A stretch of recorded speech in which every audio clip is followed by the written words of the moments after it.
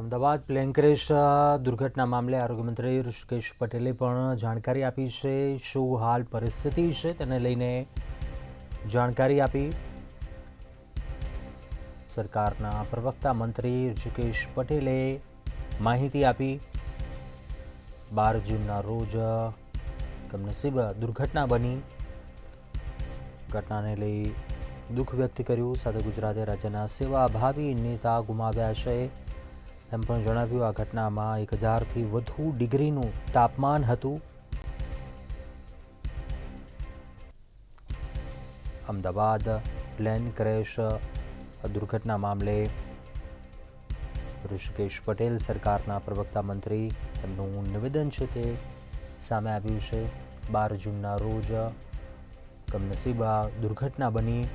દુર્ઘટનાને લઈને દુઃખ વ્યક્ત કર્યું. સાથે જ ગુજરાતે રાજ્યના સેવાભાવી નેતા ગુમાવ્યા તેમ પણ જણાવ્યું. સર્વપ્રથમ તો તમામને જય શ્રી કૃષ્ણ, જય જિનેન્દ્ર. હું ઋષભ વિજયભાઈ રૂપાણી આ દુઃખદ દુર્ઘટનામાં જે મૃત્યુ પામેલા તમામ દિવંગતોને સૌપ્રથમ તો શ્રદ્ધાંજલિ પાઠવવા માંગુ છું. સાથે સાથે પ્રધાનમંત્રી શ્રી નરેન્દ્રભાઈ મોદી, કેન્દ્રીય ગૃહમંત્રી શ્રી અમિતભાઈ શાહ, મુખ્યમંત્રી શ્રી ભૂપેન્દ્રભાઈ પટેલ, ગૃહમંત્રી હર્ષભાઈ તથા ભાજપ પ્રદેશ પ્રમુખ શ્રી CR પાટીલ, તમામનો આભાર માનું છું. આખી પ્રક્રિયા વ્યવસ્થાપન સુદૃઢ નિશ્ચય સાથે અને ત્વરિત જે આખું ગોઠવવામાં આવ્યું એના બદલ અમે બધા એમના આભારી છીએ. એની સાથે સાથે આરોગ્ય સ્ટાફ, સફાઈ કર્મચારીઓ, પોલીસ સ્ટાફ, સિવિલ સ્ટાફ, રાષ્ટ્રીય સ્વયંસેવક સંઘના સ્વયંસેવકો, આ સર્વે મીડિયા કર્મીઓનો પણ આભાર માનીએ છીએ. અને સમગ્ર રૂપાણી પરિવાર તરફથી અમે બધા અહીં હાજર અમારા ભાજપા પરિવારના તમામ નેતાઓ, અમારા તમામ વડીલો કે જે સદા અહીં હૂંફ માટે અમારી સાથે સતત 3-4 દિવસથી હાજર છે, એમનો આભાર માનીએ છીએ. ગુજરાતના તમામ નાગરિકો, તમામ કાર્યકર્તાઓ, બધાનો તમારા પ્રેમ અને હૂંફ બદલ ખૂબ ખૂબ આભાર.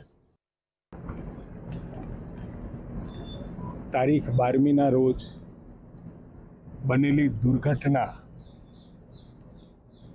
અને એવી કમનસીબ દુર્ઘટના અમદાવાદ ખાતે બીજી વખતે બની.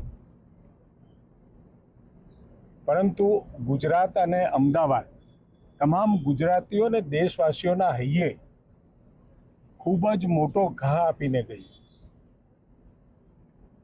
પરંતુ જે રીતે ગુજરાતના સેવાભાવી સમાજલક્ષી સંગઠનો, પોલીસ, આરોગ્ય કર્મીઓ, સફાઈ કર્મીઓ, પેરામિલિટરી ફોર્સ, તમામ લોકોએ અને સાથે સામાજિક સંગઠનોએ પણ તરત જ વિધિન ફ્યુ મિનિટ્સની અંદર જે રીતે સેવા કાર્ય ઉપાડી લીધું અને આ બચાવો અને રાહતની કામગીરીમાં જોડાઈ ગયા, ખૂબ ઝડપથી આપણે પરિસ્થિતિ થાળે પાડી શક્યા છીએ.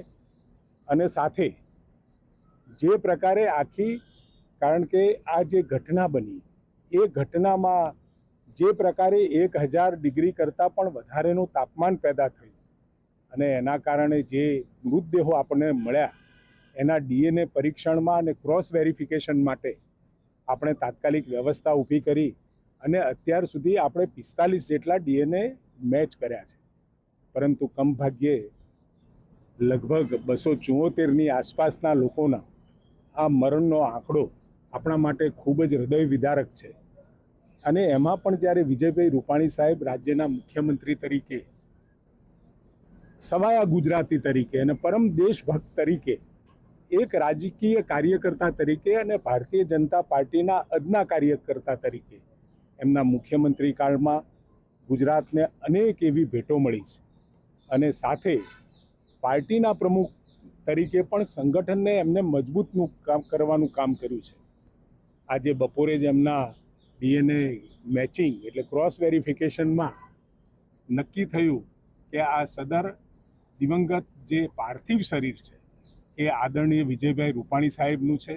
તરત જ તંત્ર હરકતમાં પણ આવી ગયું. હરકતમાં આવી અને તાત્કાલિક આ દિવંગત આત્માનો જે પાર્થિવ દેહ પરિવારજનને આદરણીય અંજલિબેન, રાધિકાબેન, ભાઈ ઋષભભાઈ અને પરિવાર અને સ્નેહીજનોને મળી રહે એના માટે તાત્કાલિક વ્યવસ્થાઓની શરૂઆત કરી.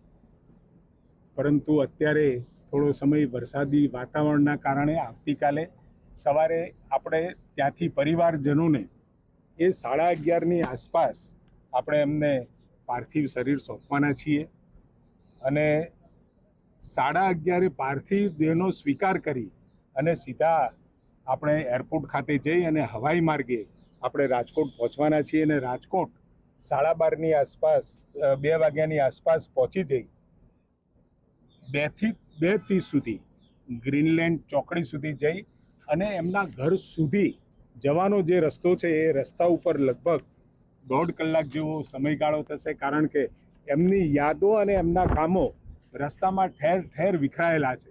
લોકોની લાગણી છે કે તમે એરપોર્ટથી એમના ઘર સુધી લઈ જાઓ, ત્યાં સુધીમાં અમારે પુષ્પાહાર કરવા, એમના અંતિમ દર્શન કરવા માટે ત્યાં રોકાવાની એમને વિચારણા કરી હતી અને એ કહેણ પણ આવ્યું છે